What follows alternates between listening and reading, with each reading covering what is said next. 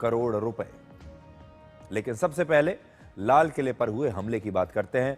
10 नवंबर को लाल किले पर आतंकी घटना के बाद से पूरे देश में यह चर्चा हो रही है कि आखिर कैसे भारत में ही एक यूनिवर्सिटी के अंदर भारत पर ही सबसे बड़े हमले की प्लानिंग हो रही थी।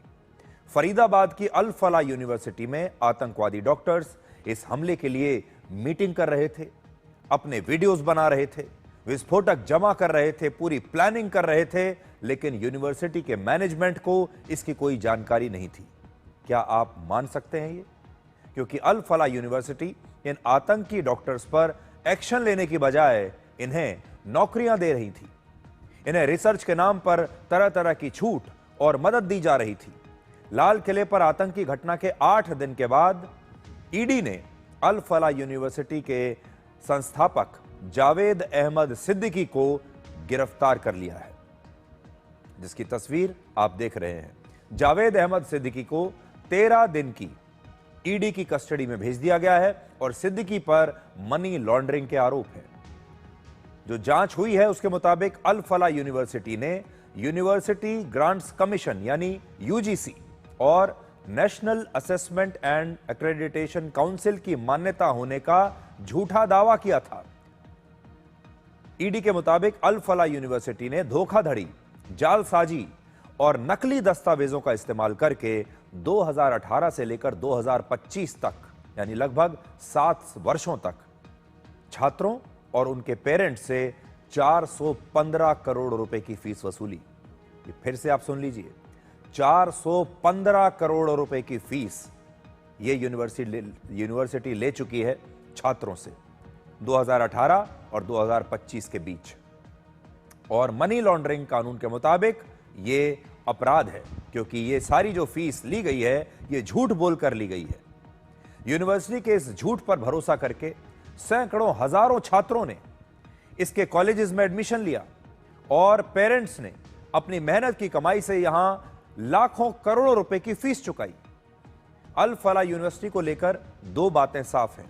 पहला, आतंकवादी डॉक्टरों का पूरा नेटवर्क यहीं से चलता था, और दूसरा, अल फलाह यूनिवर्सिटी ने फीस और फंडिंग को लेकर भी हेरफेर किया है। अब सबसे बड़ा सवाल यह है कि क्या अल फलाह यूनिवर्सिटी पर ताला लगा देना चाहिए, क्योंकि इस यूनिवर्सिटी में वो सब कुछ हो रहा था जिससे छात्रों का भविष्य और देश का भविष्य दोनों ही खतरे में आ गए। इसलिए अब इंतजार इस बात का है कि इस यूनिवर्सिटी पर ताला कब लगेगा, सरकार इसके खिलाफ एक्शन कब लेगी।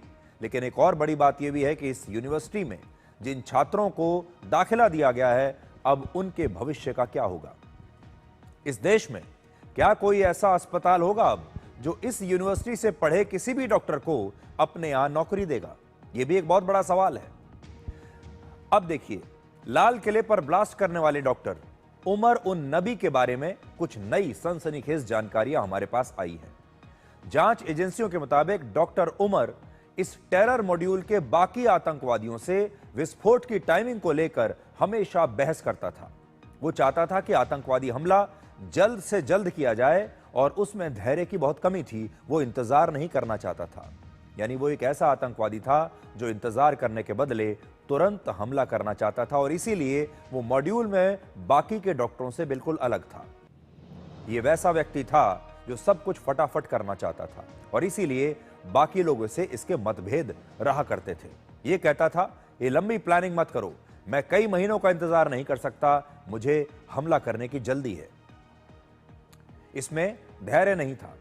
इस मामले की जांच करने वाले एक अधिकारी के मुताबिक डॉक्टर उमर मानसिक रूप से भी अस्थिर हो गया था, और उसके बाकी साथी सभी जो थे वो सही समय का इंतजार करके एक ऐसा बड़ा हमला करना चाहते थे जिसमें सैकड़ों लोगों की जान जाए। इसलिए वो कहते थे कि अभी इंतजार करते हैं, प्लानिंग करते हैं, योजना बनाते हैं और इतना बड़ा हमला करेंगे कि सैकड़ों लोगों की जान जाए। लेकिन ये जो डॉक्टर था, ये हमले की जल्दबाजी में था। डॉक्टरों के इस स्लीपर सेल ने सबसे पहले 15 अगस्त को इस हमले की प्लानिंग की थी, यानी भारत के स्वतंत्रता दिवस के दिन। उस दिन हो नहीं पाया। बाद में फिर उन्होंने तय किया कि 6 दिसंबर को हमला करेंगे, जिस दिन बाबरी मस्जिद को ढहाने की बरसी है।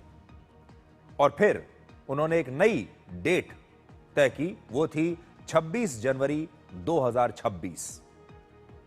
लेकिन डॉक्टर उमर हमले में हो रही इस देरी से निराश हो रहा था। उसका धैर्य टूट रहा था। वो सितंबर महीने में ही हमला करना चाहता था। इसलिए फरीदाबाद में लगभग 3000 किलोग्राम विस्फोटक पकड़े जाने के बाद डॉक्टर उमर ने खुद ही यह हमला करने का फैसला कर लिया और इस हड़बड़ी में उससे लाल किले के पास यह धमाका हो गया जिसमें वो खुद भी मारा गया। ये जो डॉक्टर है ये पूरी तरीके से ब्रेन वॉश हो चुका था और ब्रेन वॉश किए जाने के बाद डॉक्टर उमर अपने साथ काम करने वालों या फिर किसी रिश्तेदार या दोस्तों से भी जब मुलाकात करता था तो उस बातचीत के दौरान भी कट्टरपंथी बातें किया करता था। अब जरा कल्पना कीजिए, यह आतंकवादी अल फला यूनिवर्सिटी में एक प्रोफेसर था और इसने वहां पर न जाने कितने स्टूडेंट्स का ब्रेन वॉश कर दिया होगा।